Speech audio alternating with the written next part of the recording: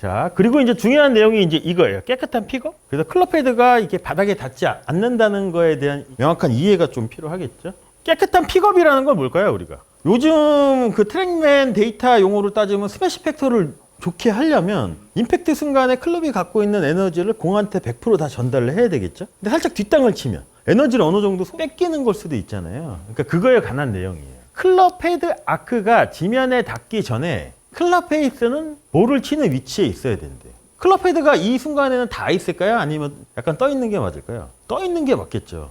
그러면 어드레스 상태에서는 얘가 이게 떠 있어야 되잖아요. 맞는 순간에도 지면에 닿아 있으면 안 되는 거예요. 지면에 닿는 순간 뒷땅인 거잖아요. 자, 그래서 임팩트 순간 클럽 페이스가 스윗 스팟을 유지하기 위해서는 클럽 헤드 아크 반경이 짧아져야 된대요. 처음보다 짧아져야 된다고 하거든요. 자, 그러면 클럽 헤드 아크 반경이 짧아지려면 임팩트에서 오른 팔꿈치가 완전히 펴지면 안 된다는 거죠. 이렇게 되는 거잖아요. 맞는 순간이.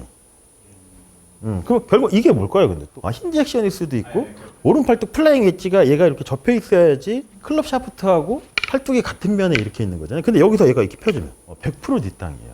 근데 아마추어 분들은 왜 뒷땅을 칠까요, 근데 자꾸? 그리고 클럽 헤드가 레그가 사라져서 그래요. 여기가 지면이라고 치고 제가 이렇게 스윙을 해요. 벤트되고 레그가 설정이 돼 있죠. 그럼 레그가 설정이 된 상태로 내가 그대로 오른쪽이 공에 가까워지고 왼쪽이 이렇게 멀어지면 이 클럽 헤드는 바닥에 닿을 수가 없거든요. 근데 여기서 제가 똑같은 위치인데 오른 손목이 벤트에서 플랫으로 바뀌고 팔꿈치가 펴져 바뀌어요. 그럼 100% 뒷땅이거든요. 그러기 위해서는 우리가 오른 팔뚝 플라잉 웨지를 임팩트 순간까지는 잘 유지를 해야 되잖아요. 플라잉 웨지 공부할 때 뭐를 공부했냐면 호머 켈리가 단순하게 자기는 오른쪽 플라잉 웨지가 라인을 지키고 왔다가 라인만 지키고 이렇게 가기만 하면 좋은 임팩트가 가능하다고 했잖아요.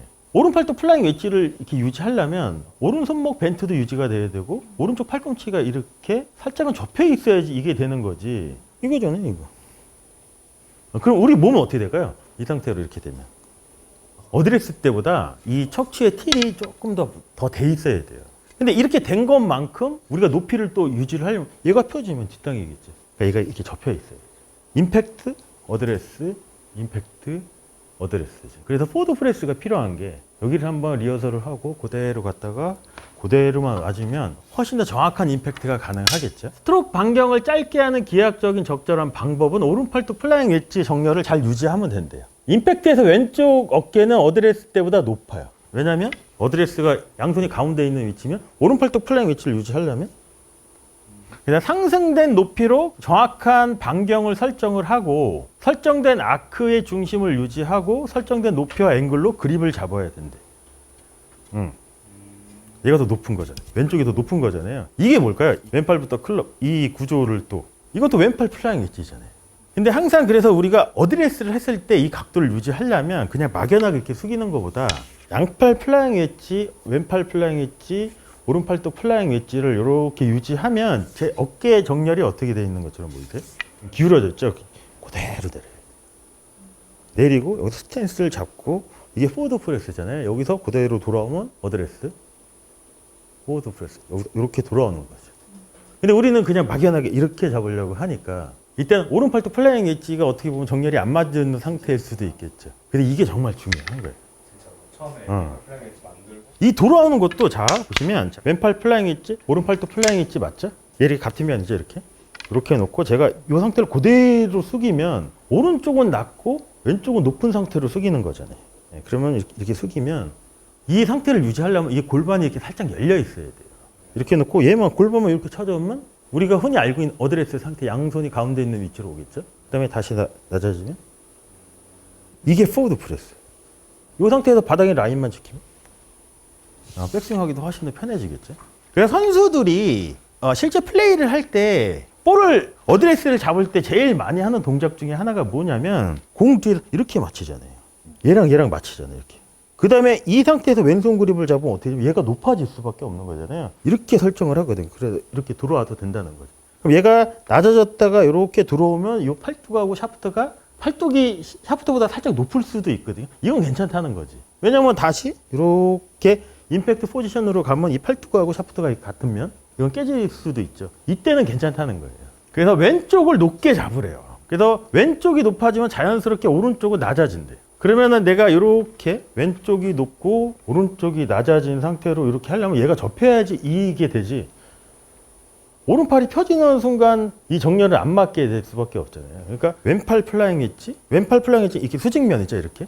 오른팔도 플라잉 엣지는 수평면이에요. 그러면 얘가 낮아야지 얘가 맞아지죠. 임팩트 순간에는 우리가 왼쪽은 높고 오른쪽이 낮은 상태에서 임팩트가 되겠죠.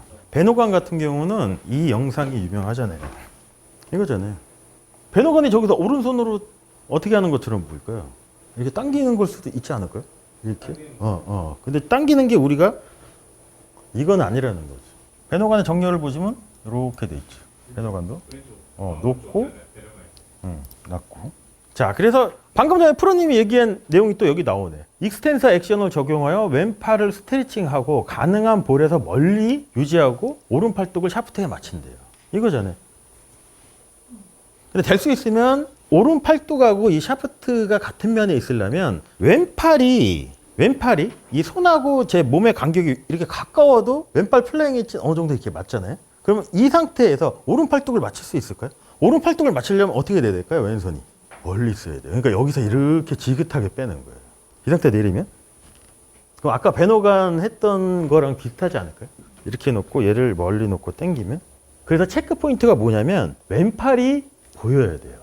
근데 만약에 이건 아니라는 거죠. 이게 결국은 양팔뚝 플라잉 웨지를 맞추는 거예요. 그래서 선수들이 대부분 어드레스를 보면 이 그립 끝이 어디가 있냐면 대부분 발끝에 가 있어요. 발끝에 있거든요. 근데 이게 너무 이렇게 가까우면 어떻게 될까요? 오른팔뚝 플라잉 웨지를 유지하기가 상당히 어려울 수도 있거든요. 가능한 멀리 있는 게 좋죠.